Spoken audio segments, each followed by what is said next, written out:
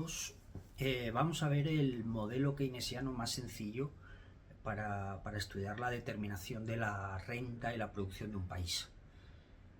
Lo vamos a ver en tres partes. Primero vamos a ver los supuestos básicos del modelo, de la explicación. Segundo, el componente del consumo. Luego el componente de la inversión de las empresas. Y tercero, el componente del gasto público.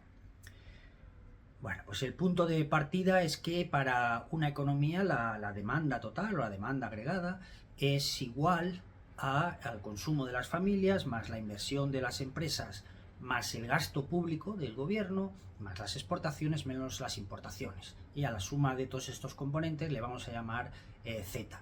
Ese Z igual a la suma de lo demás es una identidad, en el sentido de que es una ecuación que siempre va a ser cierta.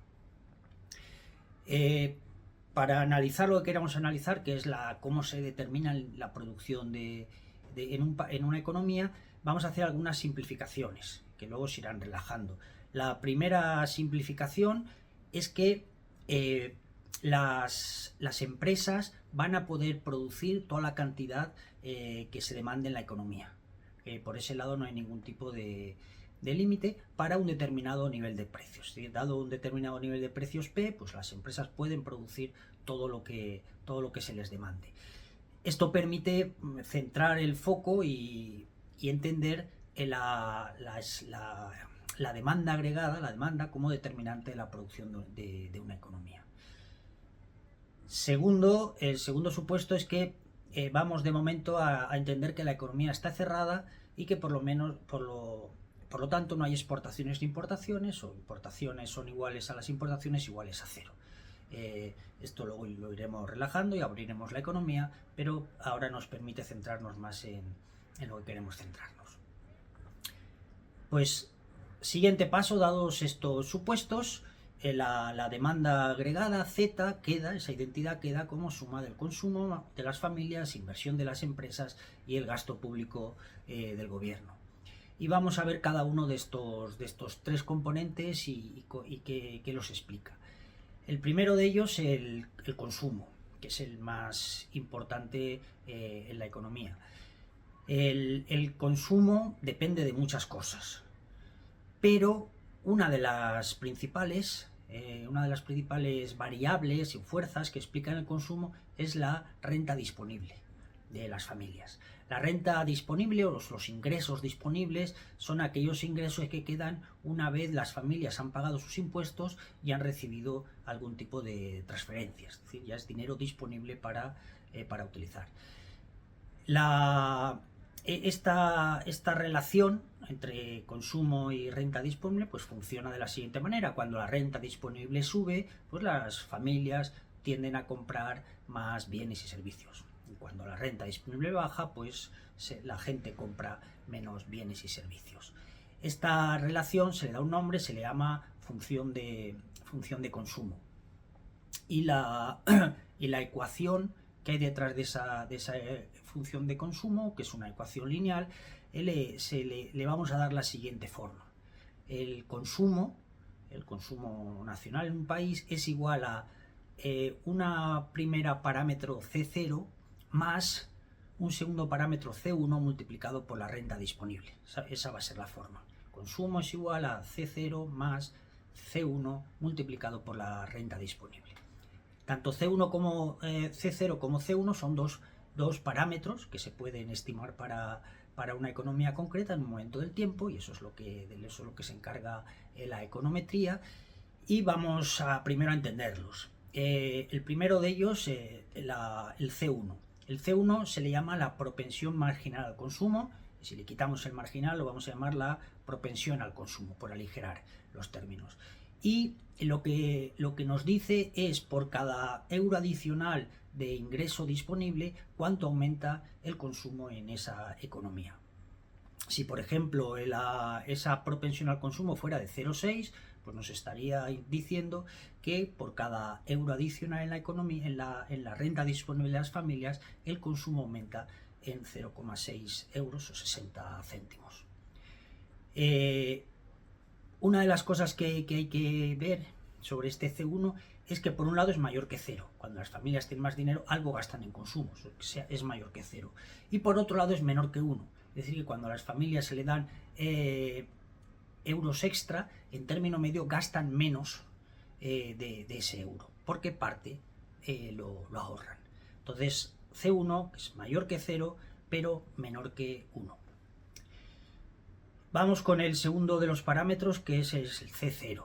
El C0 no depende, lo primero que hay que ver es que no depende de los ingresos disponibles de las familias. Luego es independiente de esos ingresos disponibles, por eso se le llama también consumo autónomo. Bueno, autónomo en el sentido que no depende de los ingresos de las familias. Y tiene dos interpretaciones. La primera interpretación se puede entender como que cuánto consumen las familias si en un año corriente su renta disponible es cero. Si hiciéramos este supuesto gigante, la renta disponible de las familias es cero, ¿cuánto seguirían consumiendo? Y ese sería el C0. ¿Por qué seguirían consumiendo aun teniendo unos ingresos disponibles cero en un año?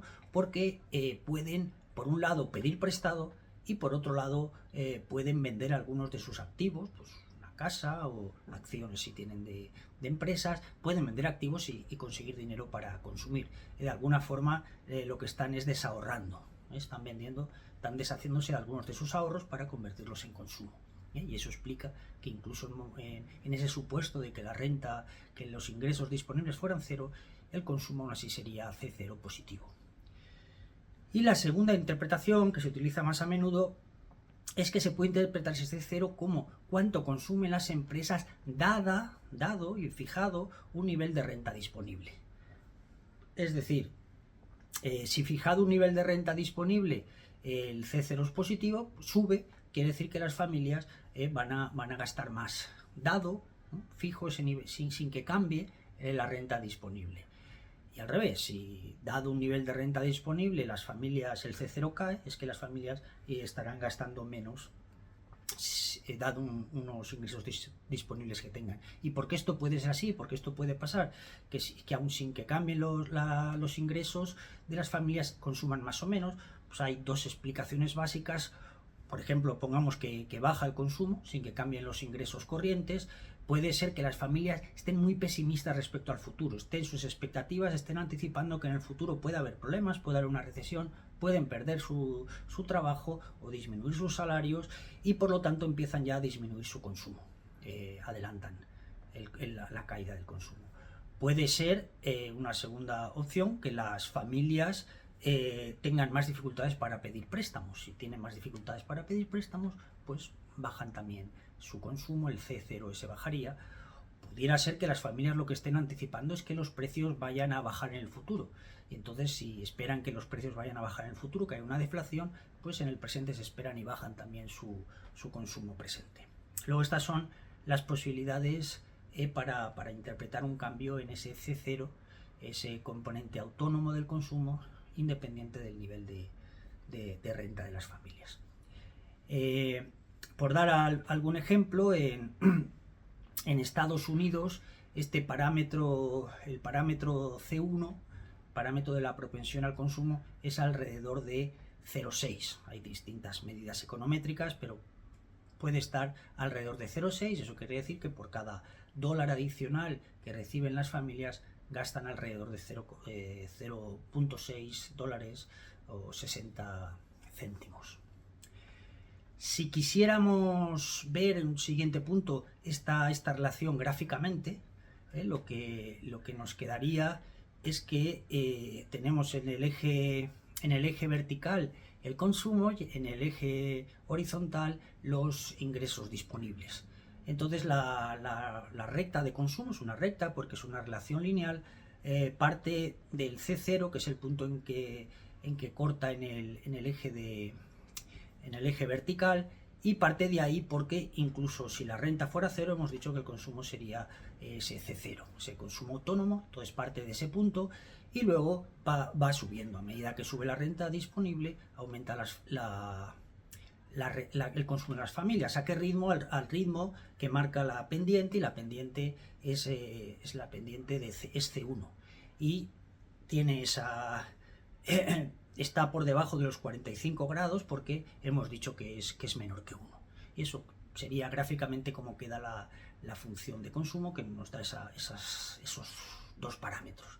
El C0 nos marca el consumo autónomo y el C1 la pendiente de la función de consumo. Bueno, el siguiente paso ya tenemos la función de consumo, pero la función de consumo hemos dicho que era el consumo igual a C0 más C1 multiplicado por la renta disponible. Nos hace falta ahora introducir la renta disponible. La renta disponible hemos dicho que es la renta de las familias menos los impuestos más las transferencias.